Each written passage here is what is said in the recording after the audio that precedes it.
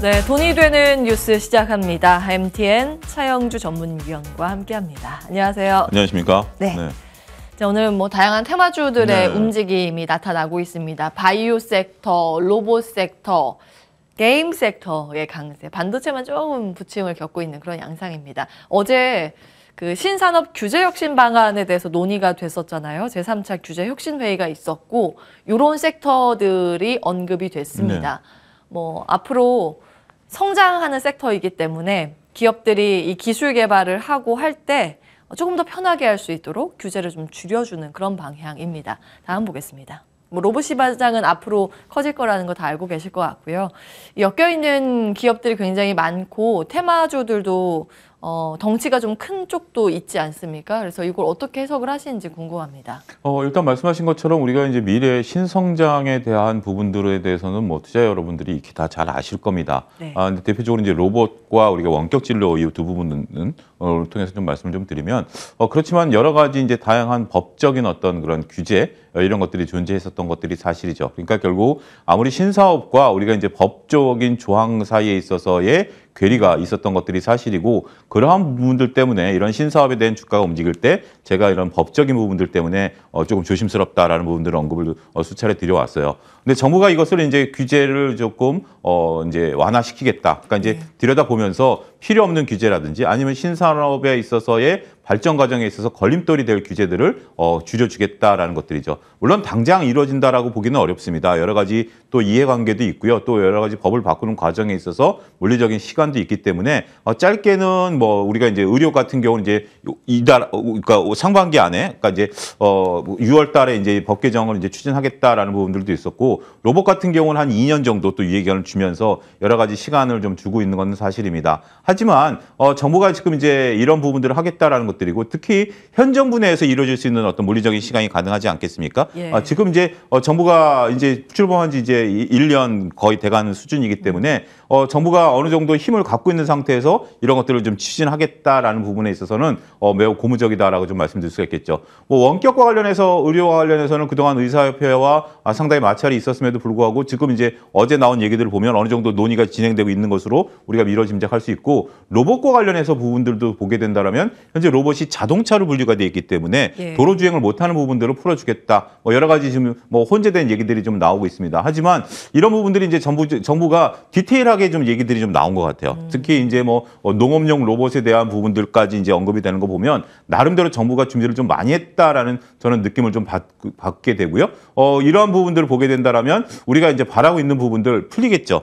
풀릴 것으로 보여지고 있고 이런 것들은 원격 의료야 협상 파트너가 있긴 하지만 로봇은 정부 의지대로 풀어줄 수 있는 부분들이다라고 보는 거거든요. 과학계 이것만 잘 이제 하게 된다라면 그리고 이제 여기에 후속적인 부분들 규제가 풀어지게 된다라면 우리가 이제 보안 장치 같은 경우도 필요하겠죠. 보험이라든지 보상 근거라든지 이런 것들인데 어쨌든 정부가 방향을 잘 잡고 있다라고 저는 판단을 합니다. 그래서 이 부분에 대해서는 우리가 현재 지금 단순 테마로 아직까지는 볼 수 있는 영역이긴 합니다만 규제가 풀어지는 단계에서는 우리가 이제 시장이 열릴 수 있기 때문에 이 시장이 열리는 부분에 대해서 기대감을 좀 가져야 된다. 하지만 그 기대감은 너무 멀리 갈 필요는 없다라고 보여집니다. 우리가 이제 택배 로봇이 한다 하더라도 현재 지금 우리나라 도로 사정이라든지 어떤 가구 구조라든지 이런 것들이 로봇이 다니기에는 좀 여의치가 않죠.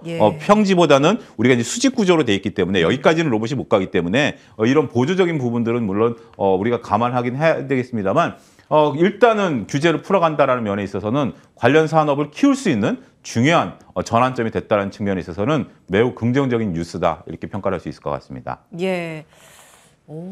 사실은 이제 산업의 발전 속도가 생각보다 좀 빠른 것 같기도 해요. 다만 이제 이 안에서 어떤 기업이 진정한 수혜를 받을 수 있을까 옥석 가리는 작업이 굉장히 중요한데 혹시 투자 의견으로는 어떻게? 지금은 일단은 러프한 법에 대한 개정 분위기 때문에 이게 이제 진행되는 과정에 있어서 디테일한 법 개정이 나올 거고요. 저희가 또 그럴 땐 또 틀림없이 다룰 테니까 그럴 때 이제 관련 기업을 말씀드리겠고 지금은 이거가 이제 방향을 제시한 거니까 국무회의에서 그다음에 이제 각 정부 부처에서 구체적인 세부 방안이 나올 겁니다.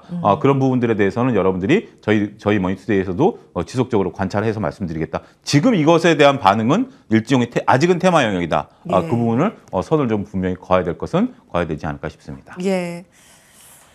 테마주를 양산하고 있는 최근 들어서 산업과 법 쪽의 분위기입니다. 일단 수급에 기반해서 지금 올라가고 있는 섹터들이 굉장히 많은데 이제 트레이딩 관점에서는 볼 수 있겠죠. 네, 그렇죠.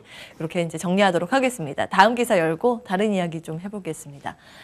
지금 정말 2차 전지 배터리 안에서도 순환매가 도니까 네. 여기에서만 거의 도는 것 같아요. 그래서 없는 사람 입장에서는 소외감 느낀다는 이야기가 굉장히 많이 나옵니다. 온도차가 너무 확연히 지금 확 드러나 있죠. 그러니까요. 2차 전지하고 극단적으로 반도체만 놓고 봐요. 흐름이 그렇죠. 다른 이게 딴판의 세계의 흐름을 보이고 있는데 2차 전지주에 대해서 한번 보겠습니다. 이게 오늘 아침에 당잠사에서 제가 정리해드린 레포트 내용이고요. 유한타증권 레포트였습니다. 오늘 아침에 좀 올라왔는데 그 전에 테슬라 인베스터데이 투자자의 날이 있었고 여기에서 볼만한 포인트가 무엇인가 두 가지에 대해서 정리를 했더라고요. 첫 번째, 양극재 대량 생산시설 구축 관련 언급이 이때 나왔다. 그리고 앞으로는 이 테슬라가 아주 긴 호흡으로는 뭐 배터리를 직접 만들 수 있게끔 하겠지만 지금 당장은 어쨌든 2차 전지 우리나라 배터리도 투자의 기회라고 봤고요. 특히 이제 세부적으로 좀 들어가면 앞으로 저렴한 배터리, LFP 배터리의 채택도 올라갈 텐데 그럼 그런 수혜주는 무엇인가? 첨보를 제시했습니다. 개장 전에 이제 말씀을 드렸는데 오늘 첨보가 또 막 급등을 하더라고요. 근데 이것뿐만이 아니라 어제 첨보를 오후 방송에서 제시하셨다면서요? 엊그제 제시를 했었습니다. 엊그제요? 엊그제 뭐 3일 전에 제시를 해드렸고 첨보는 제가 또 지속적으로 또 말씀드렸던 또 대표적인 맞아요. 종목 중에 하나니까 예. 어쨌든 뭐 2차전지 소재는 전부 다 수혜를 볼 수밖에 없는 그런 환경이다라고 전부 다. 말씀드렸습니다. 양극재든 음극재든 첨가물이든 다 그렇게 그렇죠. 보시는군요. 알겠습니다. 일단 뭐 레포트 내용 먼저 체크해 봤고요. 2차 전지를 또 안 짚어볼 수는 없기 때문에 전반적으로 어떻게 체크하고 계세요? 일단 제목은 지금 공매도에 관련된 부분들입니다. 우리가 이제 2차 전지 부분들에 대해서 공매도가 상당히 좀 많았었던 부분들이 있었던 것들이 사실이에요. 네. 오네커께서 당장사에 지난주인가요? 그 했었던 거 보면 공매도 일단 좀 얘기가 좀 있긴 있었어요. 거기에 이제 2차 전지가 상당히 좀 있었던 제가 예. 화면을 봤었던 기억이 나는데 그것들이 지금 현재 쇼 퀴즈가 나지 않았는가? 지금 이제 그 얘기가 이제 이 신문 기사의 어떤 요지긴 합니다. 예. 아까 이제 공매도가 많았었던 부분들인데 공매도는 이제 주가가 떨어질 것에 베팅을 하는 거잖아요. 근데 지금 주가가 올라오니까 공매도를 친 쪽에서는 당황하는 거죠. 손실이 나는 거죠. 그쵸. 근데 주가가 어디까지 올라갈지 모르니까 공매도의 손실은 무한대입니다. 그러니까 이익은 주가가 예를 들어서 10,000원이면 공매도가 볼 수 있는 이익의 한도는 10,000원밖에 안 돼요. 예. 왜냐하면 제로까지 떨어지면 10,000원이죠. 그 마이너스는 될 수가 없으니까. 근데 만약에 10,000원이 30,000원, 50,000원 가면 손실률은 어마어마하게 되는 거죠. 지금 이 공매도들이 이제 당황하고 있다라는 거죠. 뭐 기다리면 그들이 이길 수 있긴 하겠습니다만 이게 이제 수치로 나타나는 게 일부 기업들 같은 경우 공매도가 지금 주가가 올라가는데 공매도 수량이 줄어들고 있다라는 거죠. 약 한 7% 정도 줄어든 대표적인 종목도 있어요. 네. 에코프로 같은 경우. 그거는 결국 이게 이제 환매수가 들어왔다라고 이제 볼 수밖에 없는 거죠. 그래서 이제 수급이 더 붙은 거죠. 이게 이제 공매도를 이제 청산하는 입장에서 보면 지금 마음이 급하기 때문에 시장가로 매수할 수밖에 없고 무조건 수량을 확보해야 되는 거기 때문에 이거는 가격 싸움이 아니라 수량 싸움이기 때문에 이게 우리가 어떻게 보면 공개 매수와 거의 비슷한 효과다라고 말씀드릴 수가 있겠습니다. 그러면서 상당히 지금 이제 주가가 계속해서 탄력을 좀 보이고 있다라는 거죠. 자, 이제 지금 오네커께서 정리해 주신 지금 이제 테슬라와 관련된 얘기로 좀 돌아와 보면 테슬라가 결국 제가 이제 재작년부터 말씀드렸던 것들이 아무래도 메이저 업체들은 내재화할 수밖에 없을 것이다. 예. 그들이 배터리를 스스로 만들어내야만 자신들이 원하는 차종을 개발할 수 있는 거고 그렇죠. 개발 단계에서부터 그런 것들이 필요한 거다라고 말씀을 좀 드려왔고 그렇기 때문에 장기적으로 보면 셀보다는 소재가 좋다라고 제가 2년 전부터 말씀을 좀 드려왔었던 부분들이거든요. 예.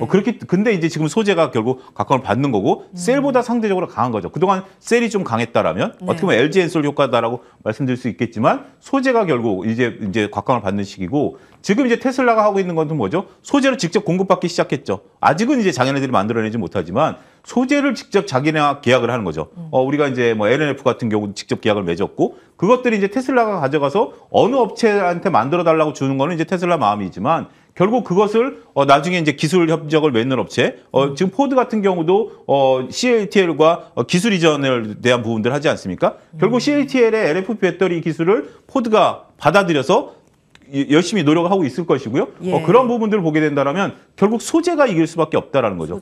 소재는 누가 예. 만들든지 상관없습니다. LG&S이 만들던 뭐 테슬라가 만들던 포드가 만들던 아무런 상관이 없는 거예요. 그냥 무조건 납품만 하면 되는 거예요. 근데 이 시장 커질 수밖에 없는 거죠. 그래서 소재에 관심을 좀 저는 여전히 관심을 갖고 있는데 물론 지금 가격 수준에 따라가야 되느냐라고 봤을 때는 조금 밸류에 부담이 있는 건 사실이에요.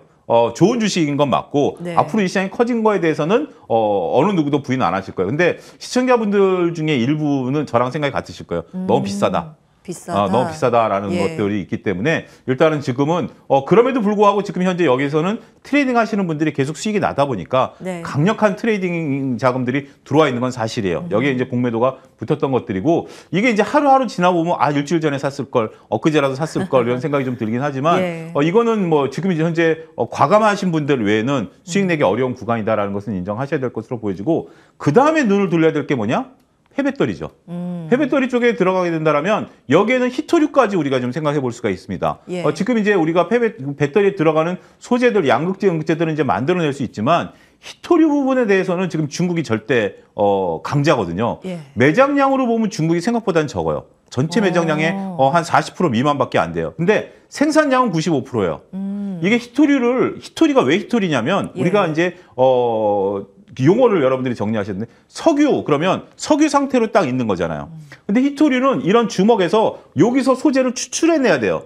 그렇기 때문에 히토류라고 그러는 거예요.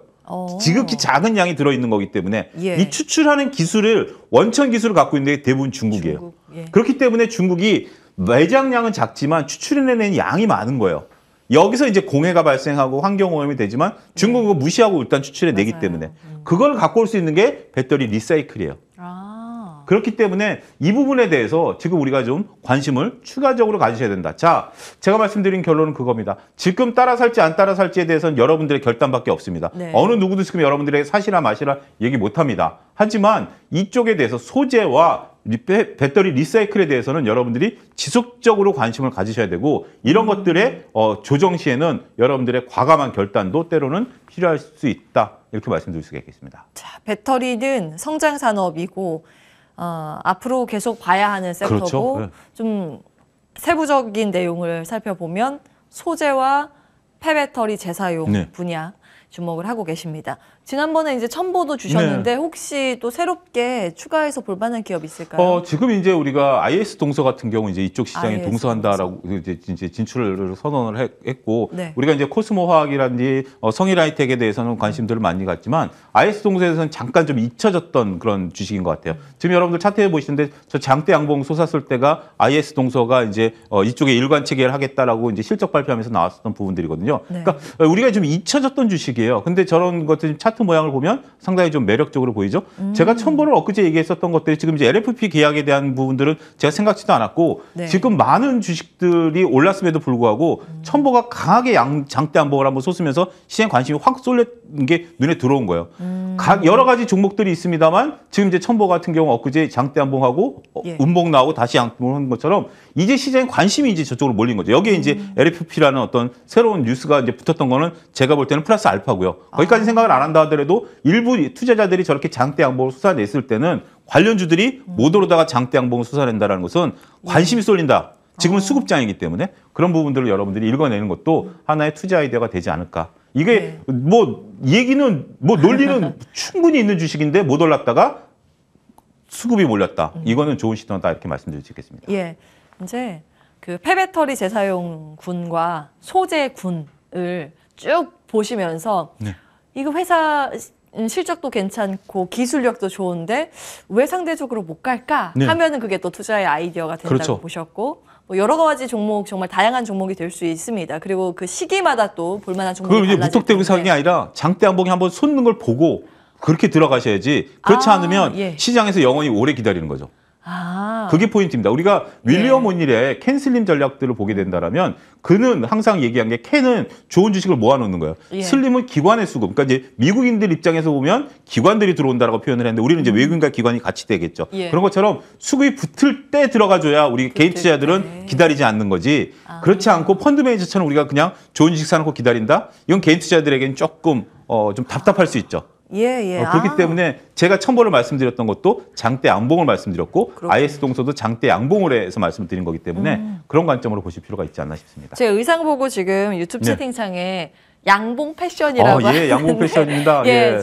제가 입은 이 옷 같은 긴 빨간 봉 캔들 이게 장대 양봉이잖아요. 네. 요거 한번 나온 그 종목 위주로 대응 그렇죠. 전략을 세우자. 한번 나왔다가 이제 쉴 때 매수를 하면 그렇죠. 좋을 것 같아요. 예. 그런 관점에서 오늘은 IS 동서 체크해봤습니다.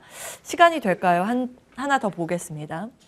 요거는 2월 24일 투자뉴스 7 자료인데 지금 출산율이 우리나라는 심각해요. 정말, 예. 세계에서 최저 수준으로 지금 서울 경기권은 뚝뚝뚝뚝. 0.5 이하로 떨어졌다라고 있고 합니다. 예. 저도 빨리 노력을 해야 되는데 다음 보겠습니다. 예. 그때 이제 박민영 앵커가 인사이트를 좀 던져준 내용이에요. 그 인구 변화를 네. 통해서 생각해 볼 만한 방향, 뭐 생산 인구가 많은 국가 쪽으로 주목을 받을 수 있다 이런 관점이고 생산 가능 인구가 부족해지면 로봇 많이 필요하고 그리고 정부 정책은 출산 지원을 할 것이고 이런 내용입니다. 그리고 이제 고령화, 노령화 관련해서는 제약과 바이오 이쪽입니다. 자, 이 내용 한번 정리를 해볼까요? 근데 이건 뭐 큰 틀이기 때문에 이 큰 틀에 예. 대해서 지금 여러분들이 뭐 모르시는 것들은 아니죠. 이 큰 틀은 지금 가는 거고 우리가 지금 이제 뭐 0.57 굉장히 심각하고 서울 기준으로는 제가 말씀드렸던 것처럼 0.5 이하. 그러니까 이제 한 명도 안 낳는 가구가 40%가 이제 25%가 되는 거죠.